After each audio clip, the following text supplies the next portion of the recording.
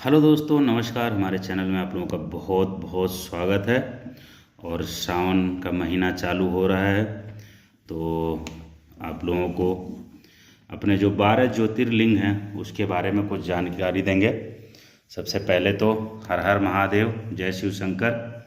और आइए, सबसे प्रथम जो ज्योतिर्लिंग बोला जाता है और माना जाता है अपने शास्त्रों के द्वारा, हिंदू धर्मों के द्वारा, तो पहला ज्योतिर्लिंग पे जो प्रथम स्थान आता है ज्योतिर्लिंग में, वो है सोमनाथ का ज्योतिर्लिंग। यह मंदिर, अब इसके बारे में आप लोगों को बताएं, यह मंदिर हिंदू धर्म के उत्थान व पतन का इतिहास का प्रतीक रहा है। अत्यंत वैभवशाली होने के कारण कई बार मंदिर को तोड़ा गया, पुनर्निर्माण किया गया। और वर्तमान में जो मंदिर है, अभी फ़िलहाल में जो मंदिर है, उसका निर्माण हमारे लौह पुरुष सरदार वल्लभ भाई पटेल जी के द्वारा करवाया गया, जो कि 1 दिसंबर 1955 को भारत के प्रथम राष्ट्रपति रहे डॉक्टर राजेंद्र प्रसाद जी ने इसे राष्ट्र को समर्पित किया। और बताएं आपको, सोमनाथ मंदिर विश्व प्रसिद्ध धार्मिक और पर्यटन का स्थल है। और दूसरी बात आपको बताएं, यहाँ की सबसे बड़ी खासियत कि मंदिर का जो प्रांगण है उसमें रात 7:30 बजे से लेके 8:30 बजे तक 1 घंटा पूरा साउंड और लाइट का शो होता है। उसके शो के द्वारा सोमनाथ मंदिर का पूरा इतिहास बहुत ही सुंदर तरीके से सचित्र वर्णन किया गया है और किया जाता है। आपको डेली दिखाया जाता है, जो लोग भी जा रहे हैं वहाँ दर्शन के लिए, तो इस टाइम खास तौर से मंदिर के प्रांगण में रुकें अगर आपको पूरा सोमनाथ मंदिर का इतिहास जानना है तो।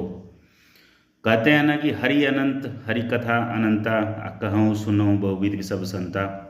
तो और बता दें आपको, यह जो स्थान है भोले बाबा का, ये पितृगणों के लिए, श्राद्ध व नारायण बलि आदि कर्मों के लिए भी बहुत प्रसिद्ध है।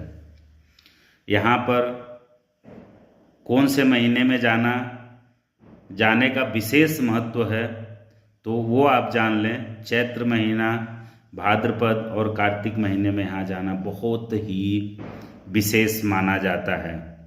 और आपको एक मुख्य बात बताएं, यहाँ पे महासंगम होता है 3 नदियों का, जिसमें हिरण नदी, कपिला और माँ सरस्वती नदी का महान संगम होता है।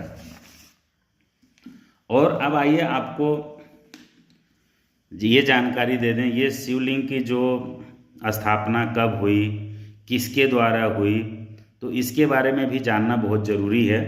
अपने हिंदू ग्रंथों में जो कथा कही जाती है, उस कथा के अनुसार सोम अर्थात चंद्र ने अपने राजा दक्ष प्रजापति की 27 कन्याओं से विवाह किया था। उनकी जो 27 कन्याएं थी, उनसे विवाह किए सोम ने। लेकिन उनमें से एक जो पत्नी रही रोहिणी, उनसे उनका बहुत ही ज़्यादा लगाव और प्रेम था। जैसे कहा जाता है ना, घर में अगर 4 बच्चे हैं तो किसी एक बच्चे से कुछ ज़्यादा ही लगाव रहता है, वैसे उनकी रोहिणी नामक स्त्री से ज़्यादा लगाव था और उन्हीं को सबसे ज़्यादा वो सम्मान देते थे। तो दक्ष राजा को ये बात बहुत बुरी लगी और उन्होंने, दक्ष जी ने सोम को श्राप दिया। और श्राप ये दिया कि अब से तुम्हारा प्रतिदिन जो तेज है चंद्रमा का, वो क्षीण होता जाएगा, मतलब रोज का रोज क्षीण होगा। और ठीक श्राप के फलस्वरूप वैसा ही होना चालू हो गया। तो शाप से विचलित हो गए सोम और बहुत ही दुखी रहने लगे। दुखी होने के कारण उन्होंने भगवान शिव की आराधना शुरू कर दी। और भोले बाबा तो अपने बहुत ही दयालु हैं, बहुत ही दानी हैं, और काफ़ी समय तक पूजा अर्चना तपस्या करने के बाद आखिरकार भोले बाबा आराधना से प्रसन्न हुए, सोम के शाप का निवारण कर दिया।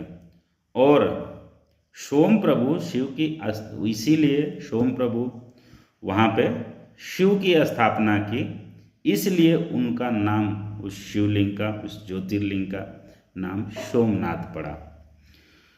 दूसरी बात बताएं आपको, सोमनाथ महादेव का यह शिवलिंग बहुत ही प्राचीन समय से अपने दिव्य चमत्कारों के लिए जाना जाता है और भगवान महादेव का अत्यंत दिव्य स्थान भी माना जाता है।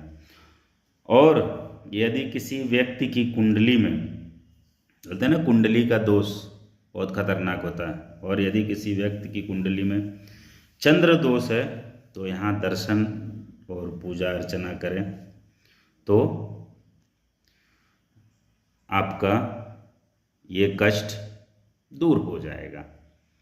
आप लोगों को वीडियो कैसा लगा कमेंट में ज़रूर लिखें, हर हर महादेव लिख के हमें बताएं, और आगे का जो इतिहास है इसके बारे में वो भी बताएंगे, कितनी बार मंदिर को खंडित किया गया, फिर किसने किसने इसका पुनर्निर्माण किया, ये सारी आप लोगों को जानकारी इस वीडियो के माध्यम से देंगे।